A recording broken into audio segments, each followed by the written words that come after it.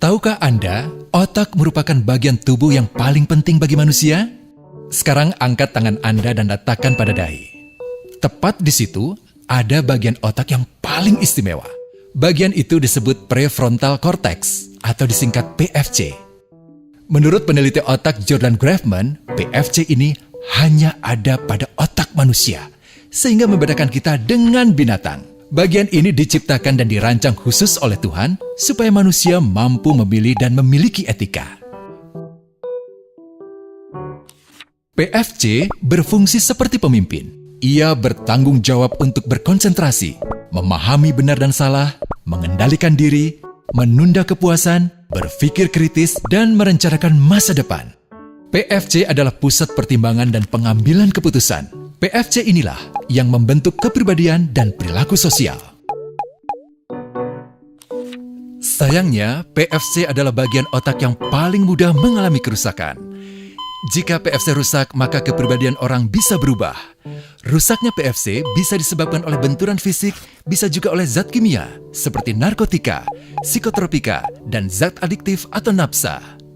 Dan ternyata penyebab paling merusak juga pornografi, yang disebut narkolema, narkotika lewat mata. Bagaimana pornografi mempengaruhi otak dan pikiran kita?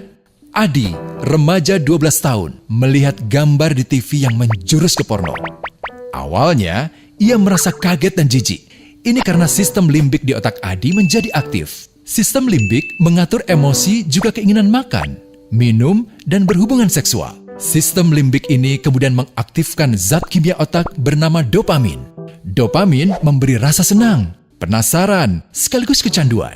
Zat ini juga aktif jika orang mengkonsumsi nafsa. Oleh karena itu, sifat candu pornografi sama dengan sifat candu nafsa. Otak akan mengingat apa yang membuat Adi senang dan bagaimana ia memperolehnya. Jika Adi mendapatkan pembinaan akhlak, etika yang baik, dan patuh pada norma sosial, dorongan melihat pornografi, meskipun menyenangkan, akan ia abaikan. Namun karena hal itu tidak ada pada diri Adi, ketika ia sedang merasa bosan dan ingin mencari kesenangan, otak akan mendorongnya agar melihat pornografi lagi. Namun lama-lama, Adi bosan melihat jenis gambar yang sama, dan butuh yang lebih porno untuk memicu rasa senang. Sekarang, dengan internet, pornografi menjadi jauh lebih mudah didapat. Pertama, Adi membuka internet dan tidak sengaja melihat gambar yang menjurus ke porno. Berikutnya, ia sengaja membuka lagi untuk melihat yang lebih porno. Awalnya melihat yang sedikit terbuka, lama-lama semuanya terbuka.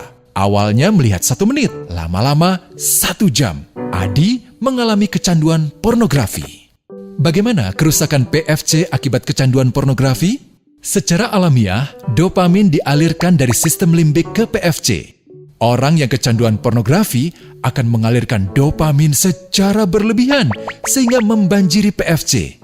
PFC menjadi tidak aktif karena terendam dopamin. Semakin sering PFC tidak aktif, ia akan semakin mengerut dan fungsinya terganggu. Sistem limbik justru akan berkembang semakin besar karena terus mengaktifkan dopamin, sehingga Adi cenderung untuk terus mencari kesenangan tanpa takut atas akibatnya. Jika tidak ditangani segera, Adi berpeluang besar menjadi pelanggan pornografi seumur hidup dan mengalami kerusakan otak di bagian PFC. Awalnya, ia akan kehilangan konsentrasi, penurunan kemampuan menimbang benar dan salah, serta berkurangnya kemampuan mengambil keputusan. Lama-lama, besar kemungkinan ia akan melakukan masturbasi, oral seks, hubungan seksual suka sama suka, dan mudah berganti-ganti pasangan seksual. Pernikahan dianggap tidak penting. Pasangan dianggap hanya sebagai objek seksual semata, cenderung merendahkan derajat dan kehormatan lawan jenis. Selera hubungan seksualnya pun tidak sehat dan seenaknya, kasar sampai tega memperkosa. Manusia jadi tidak ada bedanya dengan binatang. Inilah dampak yang terjadi akibat kerusakan PFC. Ahli bedah otak Donald Hilton Jr. mengatakan, jika difoto menggunakan alat magnetic resonance imaging, otak yang rusak akibat pornografi memperlihatkan hasil yang sama dengan otak yang rusak karena kecelakaan. Ia juga mengatakan, Berbeda dengan dampak nafsa yang merusak otak di 3 bagian, pecandu pornografi yang sudah melakukan hubungan seks dengan anak-anak mengalami kerusakan otak di 5 bagian. Terbukti, pornografi pada anak lebih bersifat merusak karena PFC belum matang dengan sempurna. Tapi untungnya, otak anak yang belum sempurna ini masih mudah dibentuk. Pengaruh pornografi bisa lebih mudah dihilangkan asal ada usaha untuk memulihkan dengan sabar, terutama oleh ayah ibu, keluarga, dan orang terdekat. Pelajari bagaimana mencegah dan menangani anak yang terkena pornografi. Mari lindungi generasi kita dari bencana pornografi dan kejahatan seksual.